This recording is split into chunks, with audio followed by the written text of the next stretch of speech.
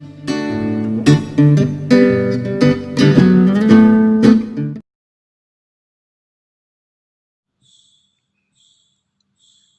Friends, last લેક્ચરમાં આપણે સ્ટીરિયોકેમિસ્ટ્રી start કર્યું હતું.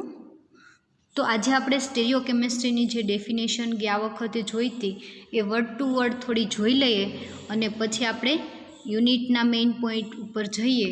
તો સ્ટીરિયોકેમિસ્ટ્રી શું છે? તો કે અવકાશ રસાયણ વિજ્ઞાન એટલે કે અણુ, પરમાણુ કે આયનની ત્રિપરિમાણીય રચનાનો અભ્યાસ. બરાબર, એટલે એને અવકાશ રસાયણ વિજ્ઞાન કહેવાય. 1874માં વોન્ટોફ અને લબેલ નામના વૈજ્ઞાનિકોએ અવકાશ રસાયણનો પાયો નાખ્યો અને એણે શું કીધું? તો કે અવકાશ રસાયણ વિજ્ઞાન એટલે શું? તો કે અવકાશની અંદર એટલે કે આકાશની અંદર કોઈ પરમાણુની ગોઠવણી નથી. તો શું છે? તો કે એક્સ અક્ષ અને વાય અક્ષ સિવાય.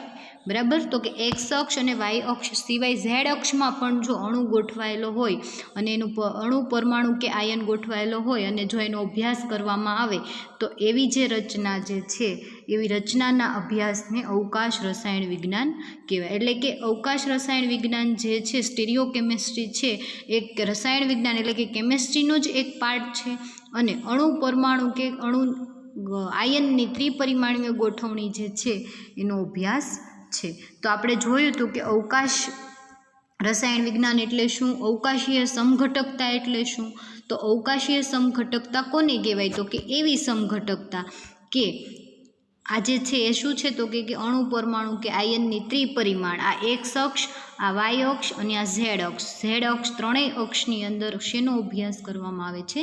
અણુ, પરમાણુ કે આયનનો અભ્યાસ કરવામાં આવે છે. એના પછી આપણે અવકાશીય સમઘટકતા જોયું. તો અવકાશીય સમઘટકતા એટલે શું? હવે તમારું જે મેઇન યુનિટ જે છે એ શેના ઉપર છે? અવકાશીય સમઘટકતા અને એની ટુ ટાઈપ, ભૌમિતિક સમઘટકતા અને પ્રકાશીય સમઘટકતા.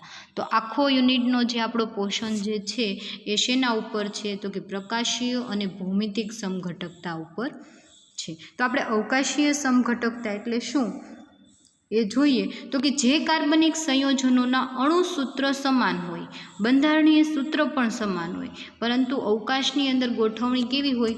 જુદી જુદી હોય. તો એવા સમઘટકો એકબીજાના અવકાશીય સમઘટકો કહેવાય અને એ ઘટનાને અવકાશીય સમઘટકતા કહેવાય. અવકાશીય સમઘટકતાના મુખ્ય બે પ્રકાર છે, પ્રકાશીય સમઘટકતા અને ભૌમિતિક સમઘટકતા. પ્રકાશીય સમઘટકતા એટલે કે ઓપ્ટિકલ આઇસોમેરિઝમ અને ભૌમિતિક સમઘટકતા એટલે જીઓમેટ્રિકલ આઇસોમેરિઝમ. બરાબર, તો આ બંને જે સમઘટકતા છે એને આપણે જોવાની છે આ યુનિટની અંદર. તો ભૌમિતિક સમઘટકતા એટલે શું? તો એ આપણે પહેલાં જોઈએ. તમને ખ્યાલ છે, ઉદાહરણ તરીકે સીસ અને ટ્રાન્સ.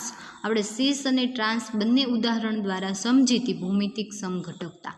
તો કોને કહેવાય ભૌમિતિક સમઘટકતા? તો કે સંયોજનના બંધારણ એક સરખા હોય, અવકાશીય રચનાઓ જુદી જુદી હોય તેવા અણુ જે છે એ મોલેક્યુલર સિમેટ્રી એટલે કે ભૌમિતિક સમઘટકો કહેવાય. અણુક સમતા. બરાબર, એ બંને અણુ કેવા છે? તો કે સરખા છે, પરંતુ એની અવકાશની અંદર ગોઠવણી કેવી છે? જુદી જુદી છે. બરાબર, તો એ અણુક સમતા ધરાવતા હોવાથી ધ્રુવીભૂત પ્રકાશના તલનું શું કરતા નથી? પરિભ્રમણ કરતા નથી. સીસ અને ટ્રાન્સ જે છે એ બંને એકબીજા શું છે? એકબીજાના ભૌમિતિક સમઘટકો છે, પરંતુ એ પ્રકાશીય પરિભ્રમણ દર્શાવતા નથી. આવા સમઘટકો ભૌમિતિક સમઘટકો કહેવાય છે. બરાબર, એટલે શું કહે છે? તો કે અણુના અણુસૂત્ર સમાન હોય, અવકાશીય રચના જુદી જુદી હોય. બરાબર, અવકાશીય ગોઠવણી કેવી હોય? જુદી જુદી હોય અને એકબીજાના ભૌમિતિક સમઘટકો કહેવામાં આવે છે અને ધ્રુવીભૂત પ્રકાશના તલનું કોણાવર્તન દર્શાવતા નથી. બરાબર, આ ઉપરાંત ભૌમિતિક સમઘટકતા જે છે એ પ્રકાશીય સમઘટકતા પણ ધરાવી શકે છે. બરાબર, એટલે શું કહે છે? ભૌમિતિક સમઘટકો જે છે એ પ્રકાશીય સમઘટકતા ધરાવી શકે છે. બરાબર, એના પછી આપણે જોઈએ તો એનું ઉદાહરણ, તો કે એનું ઉદાહરણ જે છે એની અંદર આપણે જોયું હતું. એની ઉદાહરણની અંદર આ, બરાબર, સીસ અને ટ્રાન્સ. મેલોનિક એસ્ટર અને ફ્યુમેરિક એસિડ, જે મેલોનિક એસિડ અને ફ્યુમેરિક એસિડ બંને છે એ બંને કેવા છે? એકબીજાના ભૌમિતિક સમઘટકો છે, કાર્બન કાર્બન ડબલ બોન્ડની એક જ સાઈડ બંને ક્રિયાશીલ સમૂહ સરખા આવેલા હોય તો એને સિસ કહેવાય, અને બંને સાઈડ જુદા જુદા ફંક્શનલ ગ્રુપ આવેલા હોય તો એને શું કહેવાય? ટ્રાન્સ કહેવાય. તો એ હતું ભૌમિતિક સમઘટકતાનું ઉદાહરણ. હવે આપણે જોઈએ પ્રકાશીય સમઘટકતા. તો કોને કહેવાય પ્રકાશીય સમઘટકતા? તો કે જે કાર્બનિક સંયોજન ધ્રુવીભૂત પ્રકાશના તલનું કોઈ એક બાજુ એટલે કે ડાબી બાજુ અથવા તો જમણી બાજુ કોણાવર્તન કરે તો એવા કાર્બનિક સંયોજનો જે છે એ પ્રકાશીય સમઘટકો કહેવાય. એટલે આપણે એવું કહી શકીએ કે જે સંયોજનોના બંધારણ સરખા હોય, અવકાશીય રચના જુદી જુદી હોય, એટલે કે સંયોજનો જે છે એના રહેલા પરમાણુ અને પરમાણુ સમૂહની અવકાશની અંદર ગોઠવણી કેવી હોય? જુદી જુદી હોય. તેવા અણુ જે છે અણુક અસમતા ધરાવે છે, એટલે કે એસિમેટ્રિક છે. એને કારણે આ સંયોજનો ધ્રુવીભૂત પ્રકાશના તલનું પરિભ્રમણ કરી શકે છે. એટલે ભૌમિતિક સમઘટકો જે છે એ ધ્રુવીભૂત પ્રકાશના તલનું કોણાવર્તન દર્શાવતા નથી, જ્યારે પ્રકાશીય સમઘટકો છે એ ધ્રુવીભૂત પ્રકાશના તલનું શું બતાવે છે? કોણાવર્તન બતાવે છે. સેમેસ્ટર 1ની અંદર આપણે જોઈ ગયા હતા કે કઈ રીતે જમણી બાજુ કોણાવર્તન, કઈ રીતે ડાબી બાજુ કોણાવર્તન, ડી અને એલ, ડેક્સ્ટ્રો અને લીવો, બરાબર, એ આપણે જોઈ ગયા હતા. તો જો ધ્રુવીભૂત પ્રકાશના તલનું જમણી બાજુ કોણાવર્તન કરે તો એને ડેક્સ્ટ્રો કહેવાય, અને ધ્રુવીભૂત પ્રકાશના તલનું ડાબી બાજુ કોણાવર્તન કરે તો એને શું કહેવાય? લીવો કહેવાય. અને એને દર્શાવવા માટે આપણે કઈ સંજ્ઞા સ્મોલ ડી અને સ્મોલ એલનો ઉપયોગ કરીએ છીએ, અથવા તો એને પ્લસ અને માઇનસ સંજ્ઞા દ્વારા આપણે દર્શાવીએ છીએ. જો ડેક્સ્ટ્રો હોય તો એને ડી વડે અને લીવો હોય તો એને એલ અથવા તો માઇનસ સંજ્ઞા વડે આપણે દર્શાવીએ છીએ, બરાબર. તો એને દર્શાવવા માટે ડીએલ સંજ્ઞાનો ઉપયોગ થાય છે. અને દક્ષિણ ભ્રમણીય અને વામ ભ્રમણીય એટલે કે ડાબી બાજુ કોણાવર્તન અને જમણી બાજુ કોણાવર્તન. તો આ જે સમઘટકો છે એને શું કહેવાય? પ્રકાશીય સમઘટકો કહેવાય. અને આ ઘટનાને શું કહેવાય? તો કે પ્રકાશીય સમઘટકતા એટલે કે ઓપ્ટિકલ આઇસોમેરિઝમ કહેવામાં આવે છે. ક્યારેક તમને ઇંગ્લિશ વર્ડ પૂછી નાખે કે ઓપ્ટિકલ આઇસોમેરિઝમ એટલે શું, તો તમને એ પણ ખ્યાલ હોવો જોઈએ કે ઓપ્ટિકલ આઇસોમેરિઝમ એટલે પ્રકાશીય સમઘટકતા, બરાબર. એટલે કોઈ બી સમઘટકતાનું તમને ઇંગ્લિશ નામ પૂછાય તો તમને ખ્યાલ હોવો જોઈએ. ભૌમિતિક સમઘટકતા એટલે શું? તો કે જીઓમેટ્રિકલ આઇસોમેરિઝમ, અને પ્રકાશીય સમઘટકતા એટલે ઓપ્ટિકલ આઇસોમેરિઝમ, બરાબર. તો આ બંને સમઘટકતા જે છે એ કોના પ્રકાર છે? અવકાશીય સમઘટકતાના, એટલે કે સ્ટીરિયો આઇસોમેરિઝમના બંને પ્રકાર છે. પ્રકાશીય સમઘટકતા અને ભૌમિતિક સમઘટકતા, એટલે કે ઓપ્ટિકલ આઇસોમેરિઝમ અને જીઓમેટ્રિકલ આઇસોમેરિઝમ. ઓકે. તો જે આ પ્રકાશીય સમઘટકતા જે છે એ ધ્રુવીભૂત પ્રકાશના તલનું શું બતાવે છે? કોણાવર્તન બતાવે છે. જ્યારે ભૌમિતિક સમઘટકો છે એ ધ્રુવીભૂત પ્રકાશના તલનું કોણાવર્તન દર્શાવતા નથી. તો હવે આપણે જોઈએ કે ધ્રુવીભૂત પ્રકાશના તલનું કોણાવર્તન કઈ રીતે, અને જો આ કોણાવર્તન દર્શાવતા હોય તો એને શું કહેવાય? અને એના માટે જવાબદાર એવો અસમ કાર્બન, તમને ખ્યાલ છે અસમ કાર્બન એટલે કે કિરાલ કાર્બન, બરાબર, એના વિશે આપણે જોઈએ.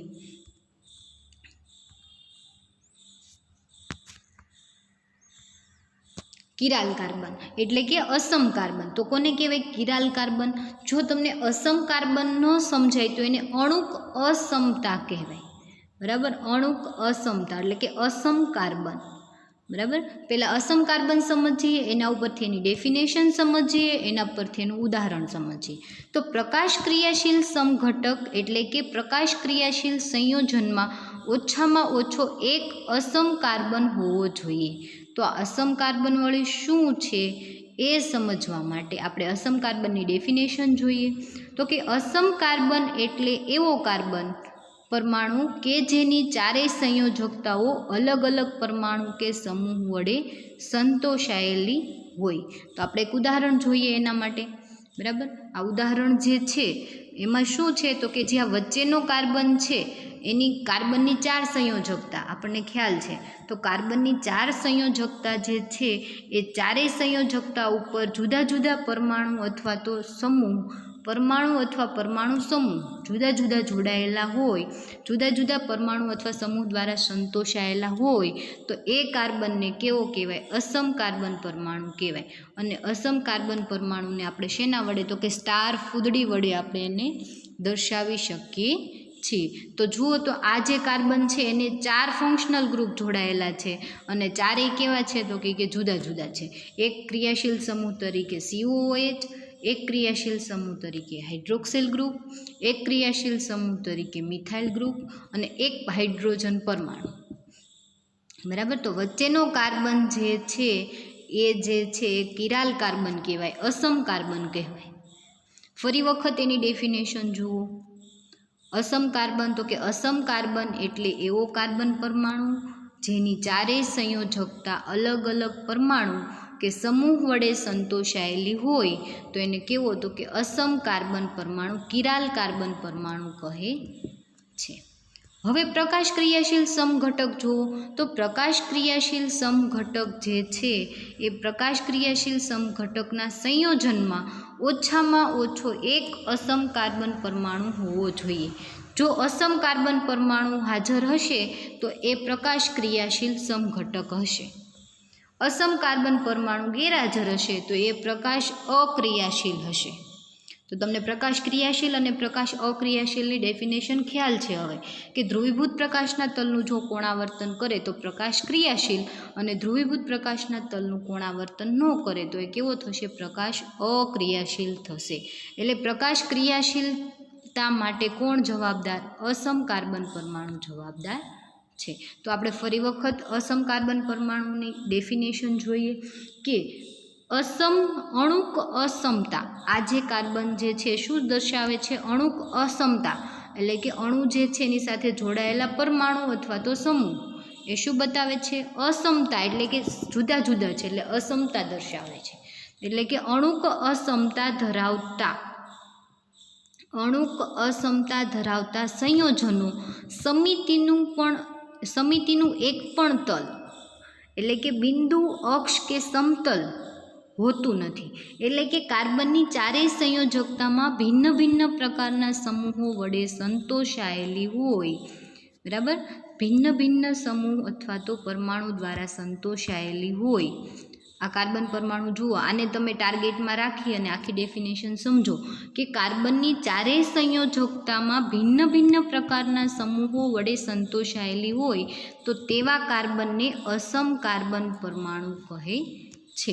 अथवा चतुष्फलकना कार्बनना चारेय फलकनुं क्षेत्रफळ ज्यारे अलग अलग होय त्यारे तेवा कार्बन ने असम कार्बन कहे छे। समचतुष्फलक, आ समचतुष्फलक फलकना कार्बनना चारेय फलकनुं आ कार्बन एनी चारेय संयोजकता ज्यारे अलग अलग होय एटले कि एनी चारेय संयोजकता केवी छे? अलग अलग छे तो तेवा कार्बन ने असम कार्बन कहे छे। तो आ असम कार्बन डेफिनेशन तमने समझाई गई हशे। बराबर। अने ऑलरेडी तमे सेमेस्टर 1 नी अंदर भणीने आव्या छो। जो कदाच तमने 1 मार्क में पूछाय कि असम कार्बन एटले शुं एनी उदाहरण आपीने समझावो तो तमे आ जे छे असम कार्बननी डेफिनेशन आपी शको। हवे आपणे प्रकाशीय समघटको समजीए। प्रकाशीय समघटको तो प्रकाशीय समघटकोना भौतिक तेमज रासायणिक गुणधर्म केवा छे? सरखा छे, परंतु ध्रुवीभूत प्रकाशना तलनी वर्तणूक केवी छे? जुदी जुदी छे। आपणे पहेला प्रकाश क्रियाशील पदार्थ जोयो। प्रकाशीय समघटकता शुं कहे छे तो कि कार्बनिक संयोजनो ध्रुवीभूत प्रकाशना तलनुं कोणावर्तन करे एटले कि एवा कार्बनिक संयोजनो के जेना अणुसूत्र, बंधारणीय सूत्र, भौतिक अने रासायणिक गुणधर्म सरखा होय परंतु ध्रुवीभूत प्रकाशना तलनुं कोई एक बाजू कोणावर्तन करतुं होय एटले कि ध्रुवीभूत प्रकाशना तल उपरनी वर्तणूक केवी होय? जुदी जुदी होय तो तेओ एकबीजाना केवा थशे? प्रकाशीय समघटक थशे। अने ए शेना लीधे उद्भवे छे तो के शेना लीधे उद्भवे छे? असम कार्बनना लीधे उद्भवे छे। बराबर। शेना लीधे उत्पन्न थाय छे असर तो के असम कार्बनना लीधे उत्पन्न थाय छे। तो हवे तमने एक ख्याल आवी गयो छे कि प्रकाशीय समघटको, पछी ध्रुवीभूत प्रकाशनुं तल अने અસમ કાર્બન, ધ્રુવીભૂત પ્રકાશનું તલ અને પ્રકાશીય સમઘટકો આ જે છે એને એકબીજા સાથે શું રિલેશન છે? તો કે પ્રકાશીય સમઘટકો એટલે એવા કાર્બનિક સંયોજનો કે જે ધ્રુવીભૂત પ્રકાશના તલનું શું કરતા હોય? કોણાવર્તન કરતા હોય, કાં તો ડાબી બાજુ કાં તો જમણી બાજુ. તો એને એકબીજાના પ્રકાશીય સમઘટકો કહેવાય. અને પ્રકાશીય સમઘટક માટે કોણ જવાબદાર છે? તો કે ઓછામાં ઓછો એક અસમ કાર્બન પરમાણુ જવાબદાર છે. બરાબર. એવા કાર્બનિક સંયોજનો જેના ભૌતિક રાસાયણિક ગુણધર્મ સમાન હોય પરંતુ ધ્રુવીભૂત પ્રકાશના તલનું કોણાવર્તન દર્શાવતા હોય તો એને એકબીજાના પ્રકાશીય સમઘટકો કહેવાય. અને કિરાલ કાર્બન જોયો અને એના ઉપરથી આપણે એનું ઉદાહરણ જોયું. બરાબર. તો હવે આપણે જે એક નવા ટોપિક ઉપર જઈએ. આ જે છે એ તમે ઓલરેડી સેમેસ્ટર 1ની અંદર ભણીને જ આવ્યા છો. બરાબર. આ જે તમે પોઈન્ટ ભણ્યા એ સેમેસ્ટર 1નો જ છે કે અસમ કાર્બન, પ્રકાશ ક્રિયાશીલતા અને ભૌમિતિક સમઘટકતા. અને આના પહેલાંના લેક્ચરની અંદર પણ લગભગ મેં તમને આ સમજાવી જ દીધું હતું. ઓકે. પરંતુ આ તો તમારે સિલેબસની અંદર પોઈન્ટ છે એટલે આપણે જોવું પડે કે કિરાલિટી એટલે શું અને કિરાલ કાર્બન. બરાબર. તો આ જે ઘટના છે એને શું કહેવાય? તો કે કિરાલિટી કહેવાય. હવે આપણે જોઈએ કે પ્રકાશી સમઘટકો જે છે એ ધ્રુવીભૂત પ્રકાશના તલનું વિરુદ્ધ દિશામાં ભ્રમણ કરે તો તેને એનાન્સિયોમર કહેવાય. આપણે એ ખ્યાલ આવી ગયો કે પ્રકાશીય સમઘટકો જે છે એ શું કરશે? ધ્રુવીભૂત પ્રકાશના તલનું કોણાવર્તન કરશે. બરાબર. પ્રકાશીય સમઘટકો એટલે શું? તો કે જેના રાસાયણિક અને ભૌતિક ગુણધર્મ સરખા હોય પરંતુ ધ્રુવીભૂત પ્રકાશના તલનું શું બતાવતા હોય? કોણાવર્તન કરતા હોય. તો એ જે કોણાવર્તન છે એ વિરુદ્ધ દિશામાં પરિભ્રમણ કરે તો તેને એકબીજાના એનાન્સિયોમર્સ કહે છે. બરાબર. શું કહે છે? એનાન્સિયોમર્સ. તો એનાન્સિયોમર્સ સમજવા માટે આપણે શું સમજવું પડે? એટલે કે એનાન્સિયોમર્સ એટલે કે એકબીજાના પ્રતિબિંબીઓ. બરાબર. એકબીજાના પ્રતિબિંબીઓ. તો પ્રતિબિંબી સમજવા માટે આપણે એક ઉદાહરણ જોઈએ. તો તમને અત્યારે બે પિક બતાવી છે. બરાબર. એક આ સાઈડનું અને એક આ બાજુનું. બરાબર. આ જે છે એ તમારો શું છે? રાઈટ હેન્ડ છે. આ જે છે એ શું છે? લેફ્ટ હેન્ડ છે. બરાબર. તો આ બંનેને તમે જોશો તો એ તમને શું લાગશે? એકબીજાના મિરર પ્લેટ લાગશે એટલે કે પ્રતિબિંબ છે. જ્યારે તમને આ બંને વચ્ચે એક મિરર મૂકી દો, કાચ મૂકી દો, તો આ જે હાથ છે તમારો રાઈટ જમણી સાઈડનો હાથ છે એ તમારો જે છે શું બતાવશે? ડાબી સાઈડનો હાથ હોય એવું બતાવશે. બરાબર. તો બંને એકબીજાના શું છે? તો કે પ્રતિબિંબ છે. બરાબર. સેમ તમે અહીંયા જુઓ તો આ પણ બંને એકબીજાના કેવા છે? તો કે પ્રતિબિંબી છે. બરાબર. પરંતુ બંને જે છે એકબીજાના પ્રતિબિંબી છે એટલે કે મિરર પ્લેટ છે. બરાબર. બંને એકબીજાના શું છે? મિરર પ્લેટ છે. તો હવે તમને આપણે એનાન્સિયોમર્સ જે છે એ શું કહે છે એ જોઈએ. તો કે જે પ્રકાશીય સમઘટકો ધ્રુવીભૂત પ્રકાશના તલનું વિરુદ્ધ દિશામાં ભ્રમણ કરે તેઓને એનાન્સિયોમર્સ કહેવામાં આવે છે. હવે વિરુદ્ધ દિશામાં પરિભ્રમણ એટલે શું એ સમજીએ આપણે. અને સાથે એનાન્સિયોમર્સ એટલે કે પ્રતિબિંબી શું, એ બે શબ્દ અહીંયા આપણે નવા છે.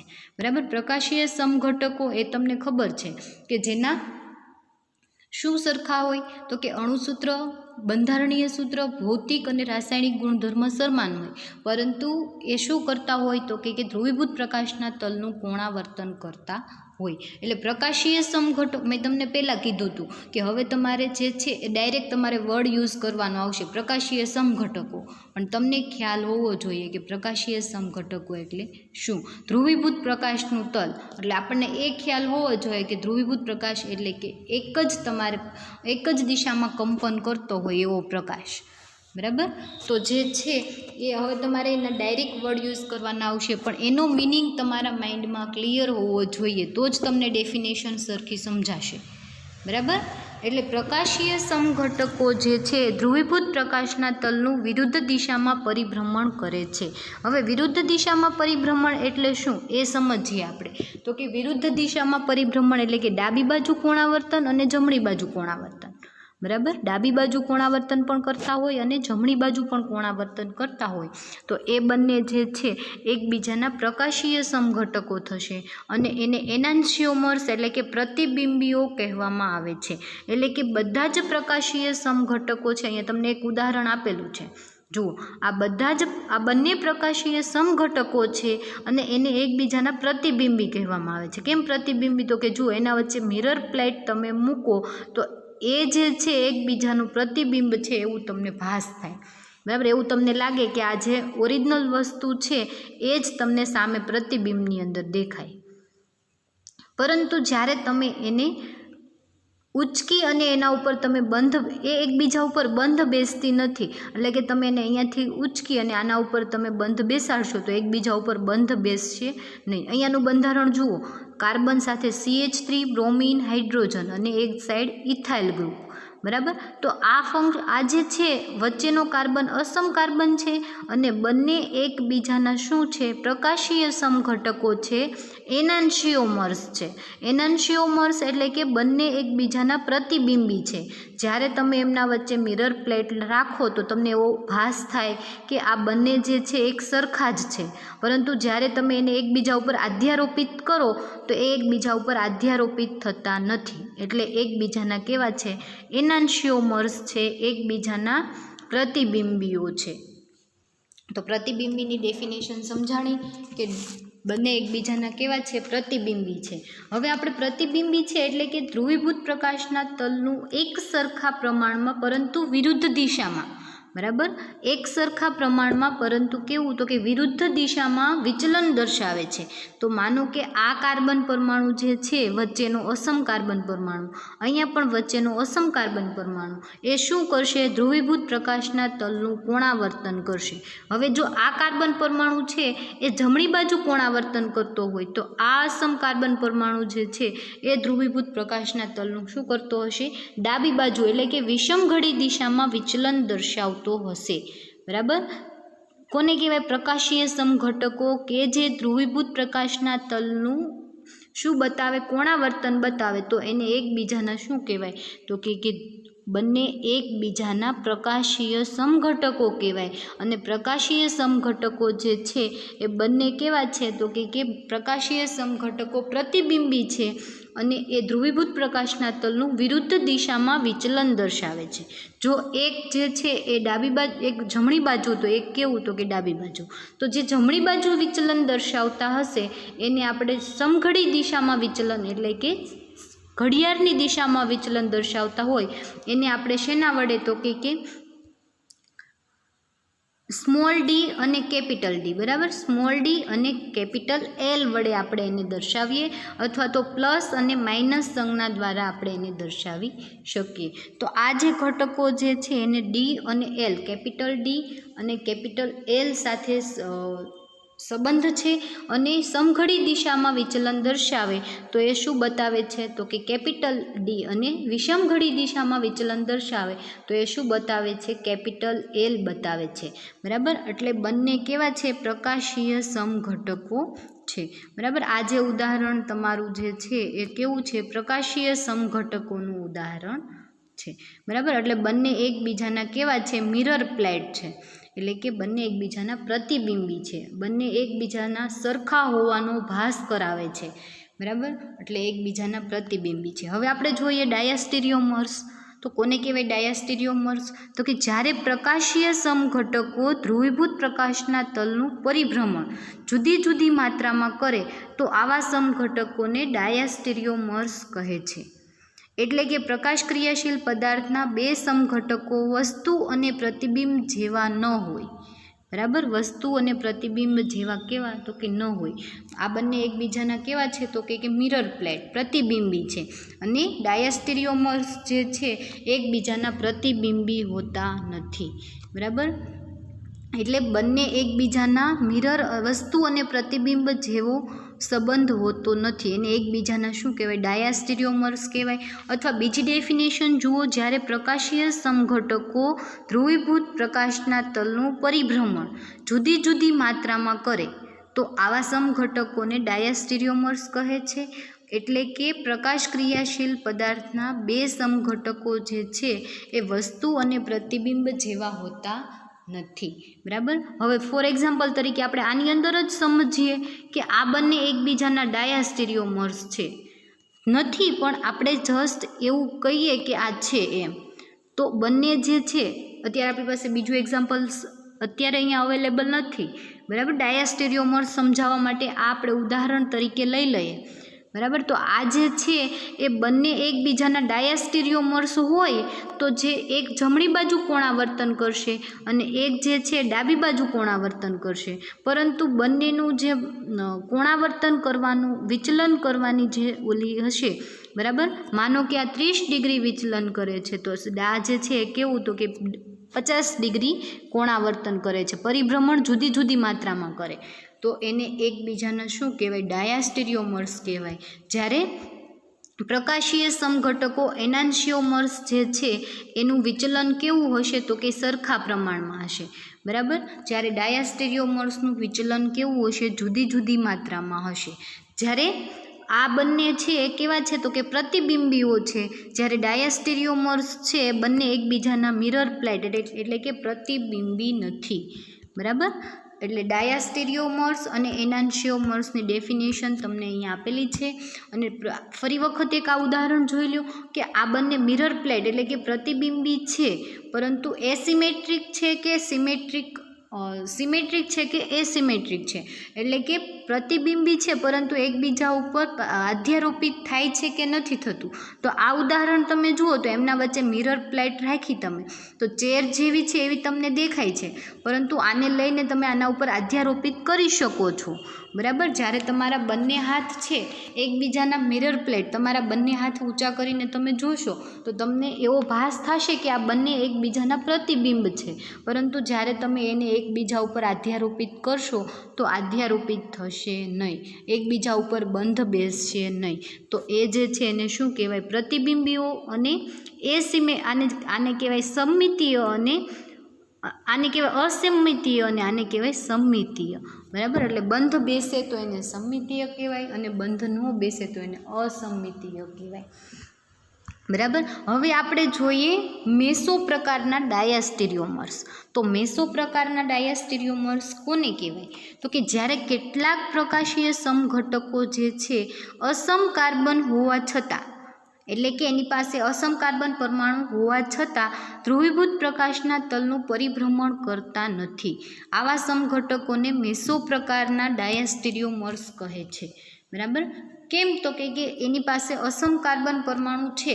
આપણે પહેલાં કીધું કે જે અસમ કાર્બન પરમાણુ ધરાવતા હોય એ કેવા હોય? પ્રકાશ ક્રિયાશીલ હોય. પ્રકાશ ક્રિયાશીલની અંદર આપણે જોયું એનાન્શિયોમર્સ અને ડાયાસ્ટેરિયોમર્સ.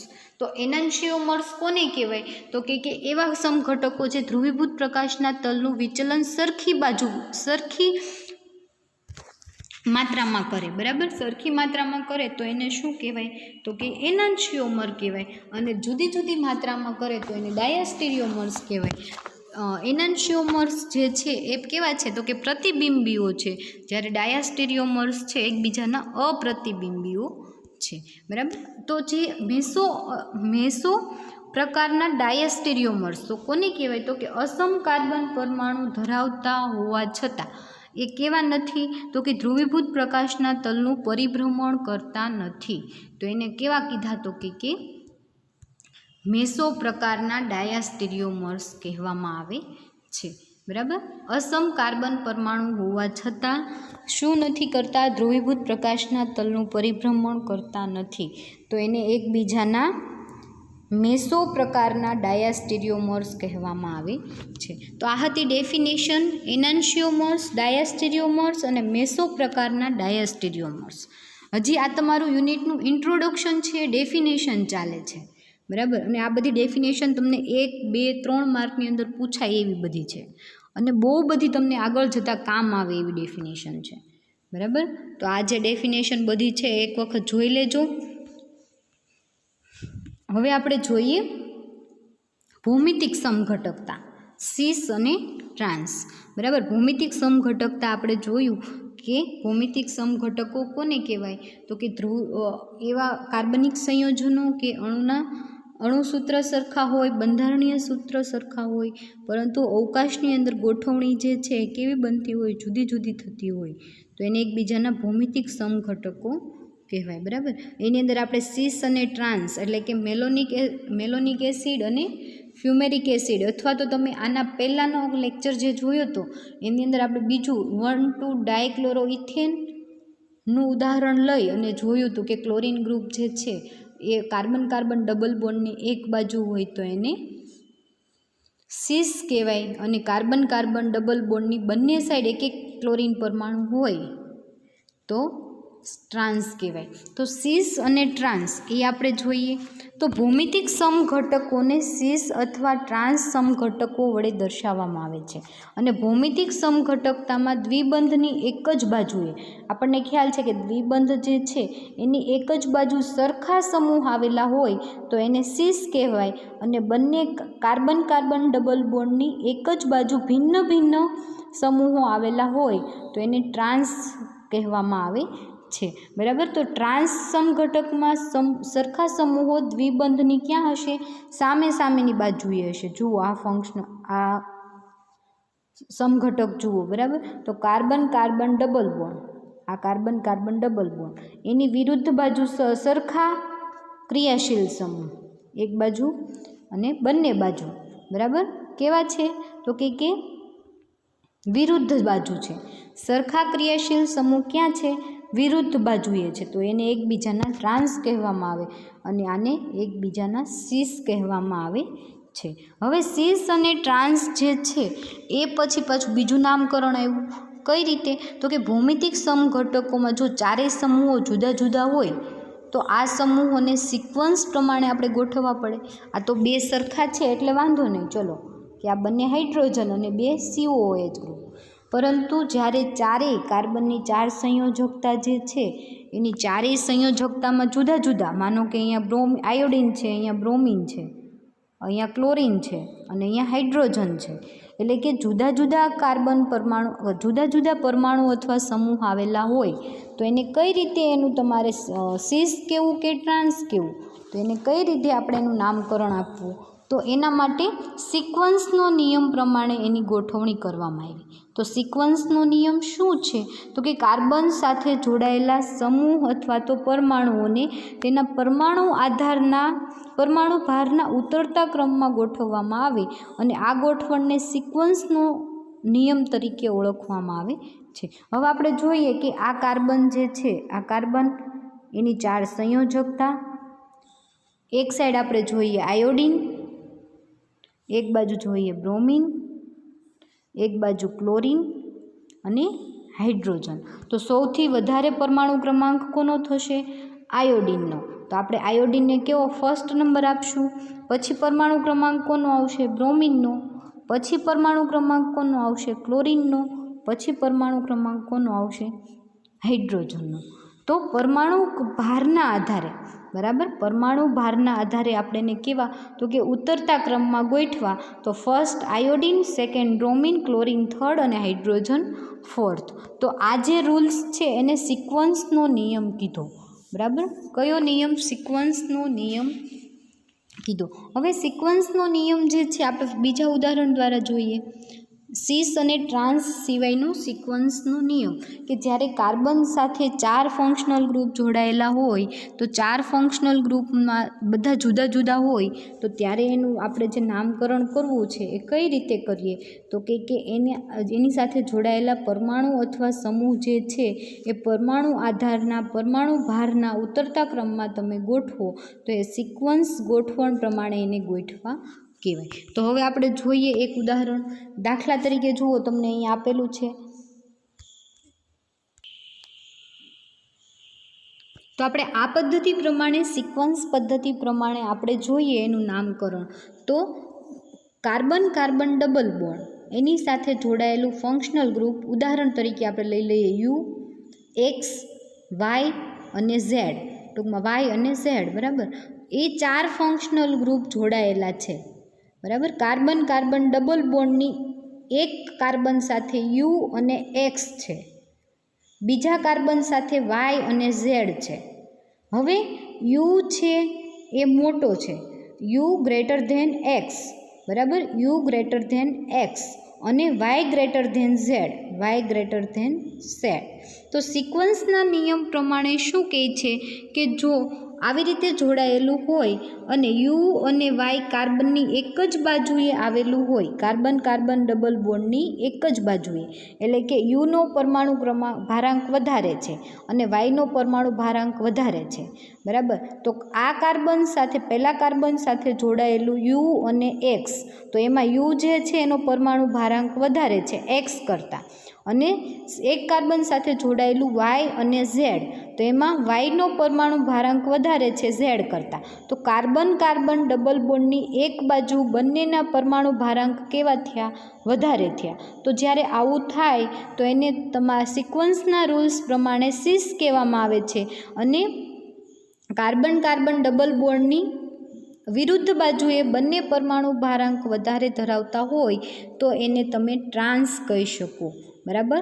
એને શું કહી શકો? સિક્વન્સના નિયમ પ્રમાણે ટ્રાન્સ કહી શકો, અથવા તો એને ઝેડ અને ઈ દ્વારા દર્શાવી શકો. તો ઝેડ અને ઈ પાછી બીજી પદ્ધતિ છે, તો કોને ઝેડ કહેવા અને કોને ઈ કહેવા? તો આપણે એ જોઈએ કે ઝેડ કોને કહેવા અને ઈ કોને કહેવા. તો ઝેડ અને ઈ પદ્ધતિ પ્રમાણે પણ નામ આપી શકાય. આ પ્રમાણે દ્વિબંધના બંને કાર્બન પરમાણુઓ ઉપર ઉચ્ચ અગ્રતા ક્રમ ધરાવતા સમૂહો એક બાજુએ આવેલા હોય તો ઝેડ રૂપ અને વિરુદ્ધ બાજુએ આવેલા હોય તો ઈ વડે દર્શાવવામાં આવે છે. હવે carbon carbon double bond, bromine અને આયોડિન બંનેનો પરમાણુ ભારાંક કેવો છે? વધારે છે. કોની કમ્પેરમાં? ક્લોરિન અને હાઇડ્રોજનની કમ્પેરમાં.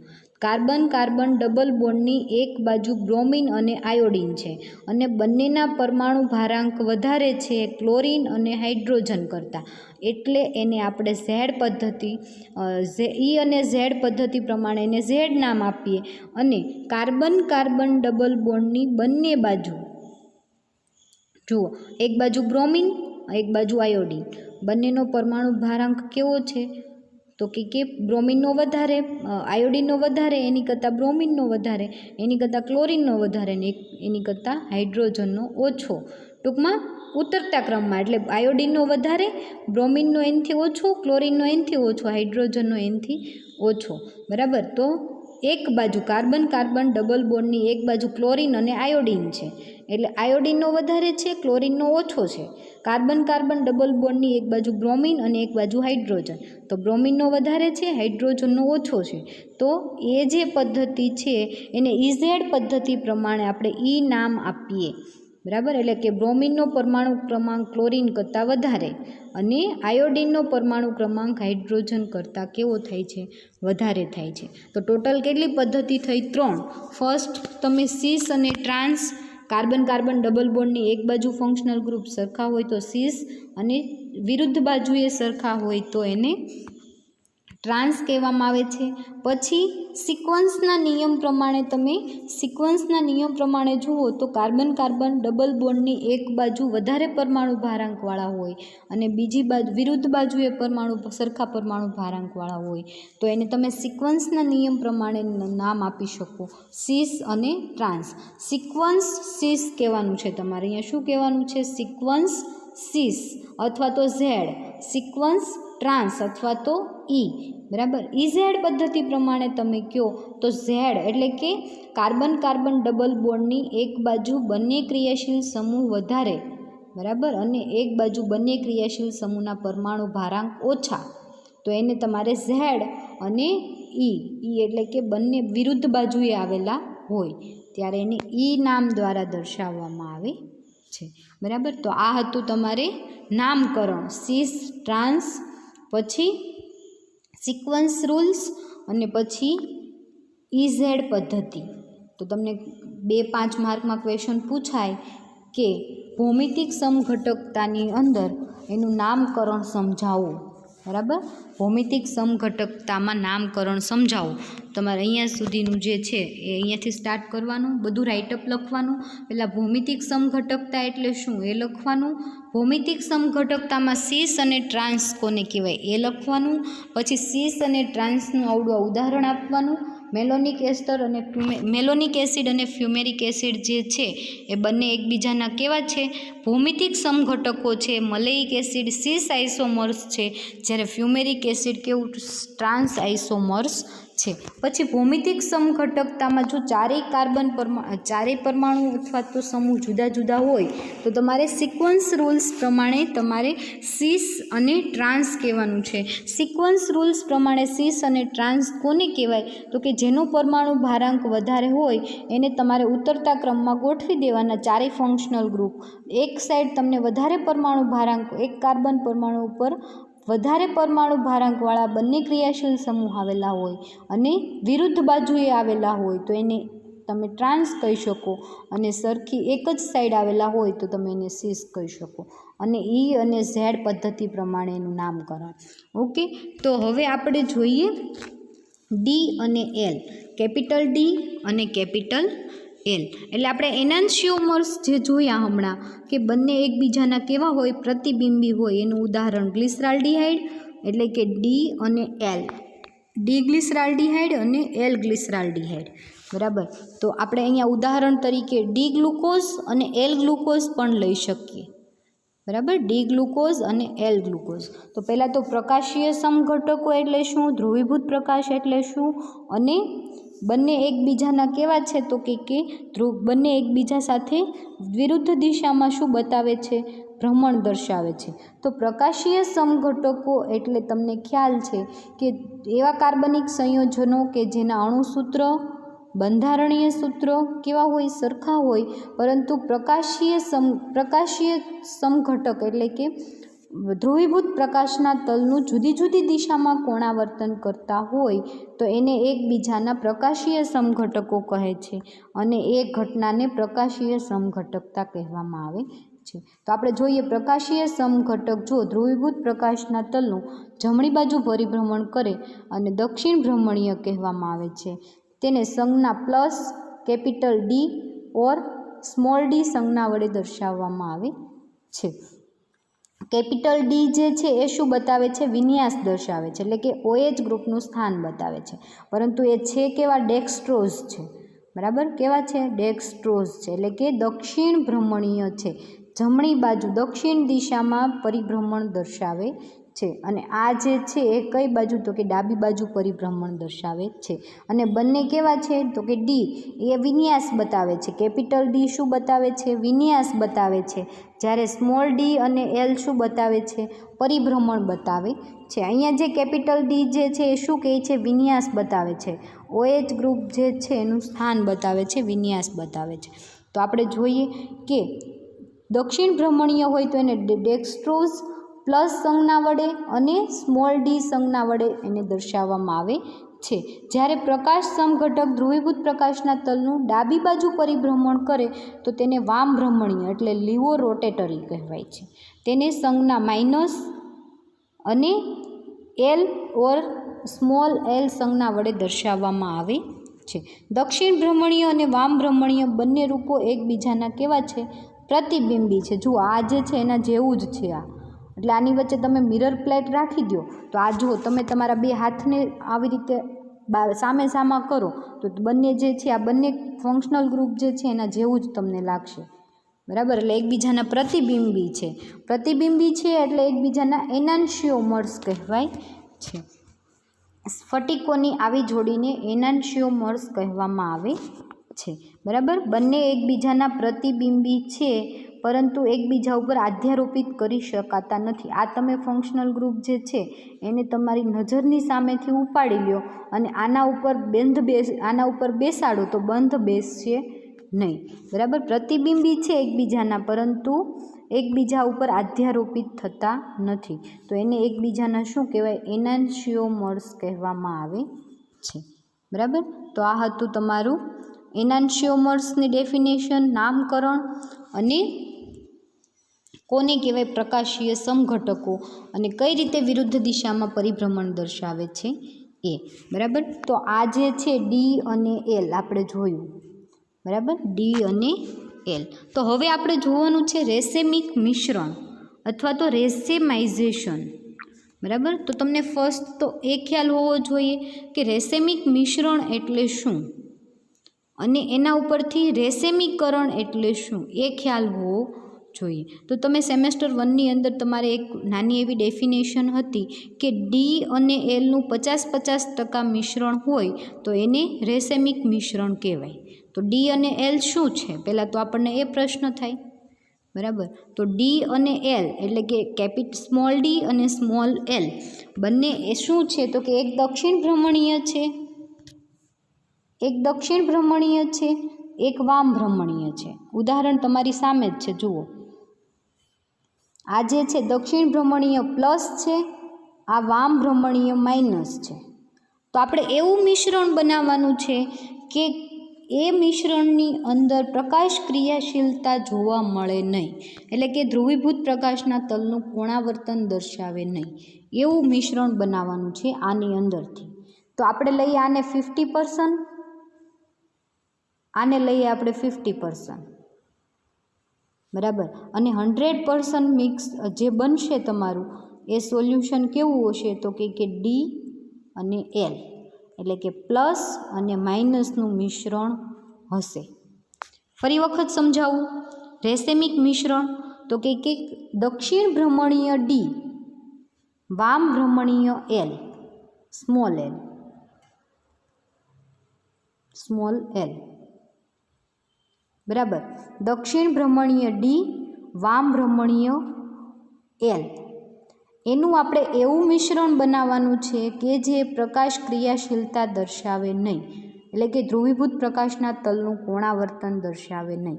તો માનો કે તમે આને 70% લ્યો, આને 30% લ્યો, તો જે તમારું કમ્પાઉન્ડ તમને મળશે એ કેવો હશે તો કે એક જે છે દક્ષિણ ભ્રમણીય 70% લીધું, વામ ભ્રમણીય 30 લીધું, તો અંતે કમ્પાઉન્ડ જે છે એ શું કરશે, ધ્રુવીભૂત પ્રકાશના તલનું દક્ષિણ તરફ કોણાવર્તન કરશે. પરંતુ આપણે તો એવો જોઈએ છે કે જે ધ્રુવીભૂત પ્રકાશના તલનું કોણાવર્તન કરે નહીં. તો આપણે આને 50% લઈએ અને આને 50% લઈએ, આ સ્મોલ ડી અને આ સ્મોલ એલ. અને અહીંયા જે તમને રેસેમિક મિશ્રણ મળે, અહીંયા જે તમને મિશ્રણ મળે છે એ સ્મોલ ડી અને સ્મોલ એલનું 50-50% છે, એક પ્લસ છે એક માઇનસ છે.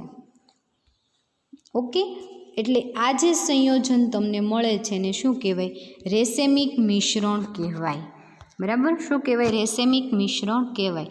અથવા અને આ ઘટનાને શું બનાવવાની જે ઘટના છે એને રેસેમાઇઝેશન કહેવામાં આવે છે, એટલે કે રેસેમીકરણ ગુજરાતીમાં તમને કહું તો એને અભ્રામકતા, બરાબર, અભ્રામકતા કહેવામાં આવે છે. તો તમારા સિલેબસમાં અભ્રામકવાદ છે, એટલે કે રેસેમાઇઝેશનની થિયરી ભણવાની છે તમારે. તો આના પછી આપણે નેક્સ્ટ મળીએ લેક્ચરમાં, ત્યારે અભ્રામકવાદની થિયરી આપણે જોઈશું. ત્યાં સુધીની આ બધી ડેફિનેશન જે કરાવી એ તમને આવડવી ફરજિયાત છે, બરાબર. આના પછીના લેક્ચરમાં આપણે રેસેમિક મિશ્રણ બનાવવાની પદ્ધતિ અને રેસેમિક મિશ્રણના અલગીકરણની પદ્ધતિ બંને જે છે એને આપણે જોઈ લઈશું. ઓકે, અત્યાર સુધીની ડેફિનેશન જે થઈ છે એ તમે એક વખત જોઈ લેજો. Thank you.